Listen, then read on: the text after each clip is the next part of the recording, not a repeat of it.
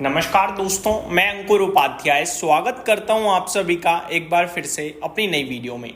दोस्तों, कल जो 1 बजे प्रॉफिट बुकिंग स्टार्ट हुई थी वो आज गहराते हुए दिख रही है। काफ़ी तेज बाजार में आज गिरावट देखने को मिली है। मोटा मोटी गिरावट के पीछे 3 बड़े कारण हैं। एक एक करके तीनों आप सभी के साथ शेयर करूंगा, लेकिन उससे पहले जरा बाजार का हाल बताना चाहूँगा।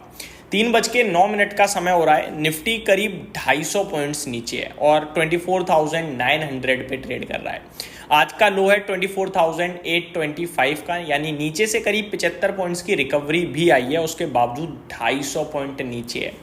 मोर इम्पॉर्टेंट 25,000 के नीचे कंफर्टेबली बाजार ट्रेड करता हुआ दिख रहा है, जो कि एक नेगेटिव नहीं, बेहद नेगेटिव संकेत है। बात करें अगर मिड कैप इंडेक्स की, तो यहाँ पेन ज़्यादा है भाई साहब, बहुत ज़्यादा। 1.5% नीचे मिड कैप इंडेक्स है, करीब 900 पॉइंट्स की गिरावट। स्मॉल कैप इंडेक्स 1.7% डाउन है, करीब 317 पॉइंट्स नीचे। बैंक निफ्टी भी 0.6% डाउन है। तो मार्केट में चौतरफा गिरावट देखने को मिली आज।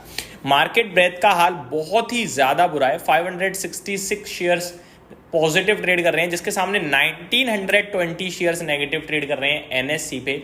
और बीएससी का हाल तो बहुत ही ज़्यादा बुरा है, जहाँ पे आप ये कह सकते हैं कि एक बढ़ने वाले शेयर के सामने करीब करीब 10 गिरने वाले शेयर्स हैं। तो बहुत बुरा हाल है, ये देखकर आप पता लगा सकते हैं मार्केट ब्रेथ को। दोस्तों, आज का दिन ही कहीं ना कहीं थोड़ा निराशाजनक रहा है, मैं ऐसा कह सकता हूं अभी तक, क्योंकि शेयर बाजार से तो नेगेटिव चीज़ें हो ही रही हैं। एक दुखद दुर्घटना भी होते हुए दिख रही है, जहां एयर इंडिया का 171 जो विमान है वो क्रैश हो गया है। अहमदाबाद से उड़ान भरी थी, लंदन जा रहा था, लेकिन उड़ान भरते ही वो टेक ऑफ करते हुए ऊपर की जगह नीचे आने लगा और फिर एक बिल्डिंग से टकराने की वजह से क्रैश हो गया है। हालांकि टाटा ग्रुप के चेयरमैन का बयान आता हुआ दिख रहा है कि सारी इमरजेंसी सुविधाएं दी जा रही हैं। सपोर्ट टीम ज़्यादा से ज़्यादा लोगों से कनेक्ट करने की कोशिश कर रही है, जो भी रिलेटिव्स होंगे या जो भी जान पहचान वाले होंगे उनके साथ।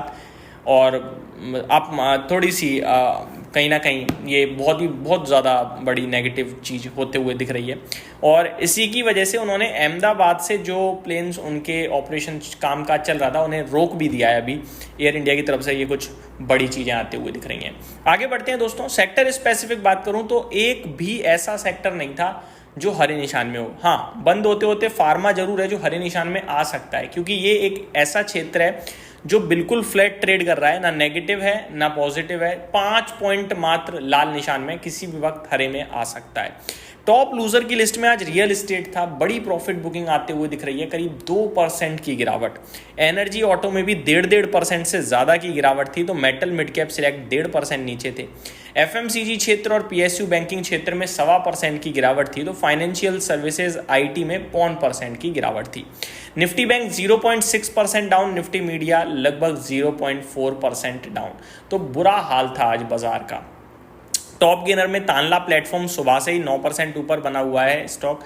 नावा limited 6.25%, RHI Magnesita 6%, Route Mobile में 5% की तेजी और रेनबो चिल्ड्रंस में करीब 5% की तेजी देखने को मिली है आप सभी को आज के सेशन में। बात करें टॉप लूजर्स के बारे में, तो मैपमाई इंडिया मॉर्निंग में एक ब्लॉक डील हुई थी, उसके बाद लगातार गिरता ही रहा ये शेयर और अभी 9% नीचे है। पेटीएम बड़ी नेगेटिव न्यूज़ आते हुए दिखी, जिसके बाद सुबह से ये स्टॉक भी नेगेटिव है, 7% नीचे। रतन इंडिया एंटरप्राइजेज 2 दिन की बड़ी तेजी के बाद आज प्रॉफिट बुकिंग का शिकार हुआ, 6.5% नीचे।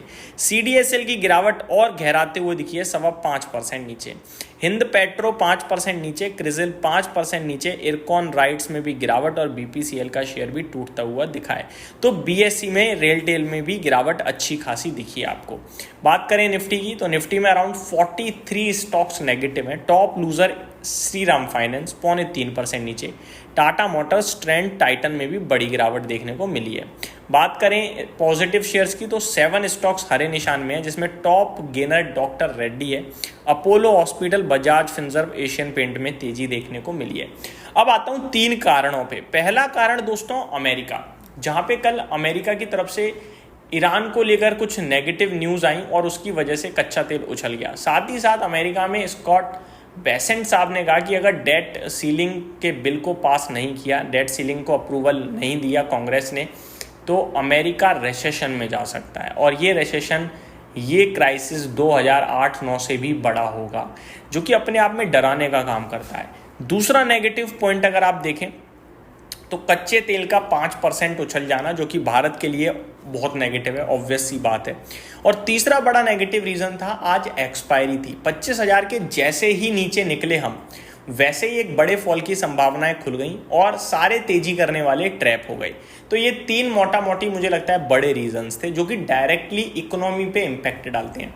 अगर मैं चौथी बात करूं आपके साथ, तो FIIs का सेलिंग फिगर आज भी बनता है, जिस हिसाब से बाजार टूटा है, वन साइडेड टूटा है आज तो हो सकता है आज आपको एक अच्छा खासा बड़ा सेलिंग फिगर भी आता हुआ दिखे।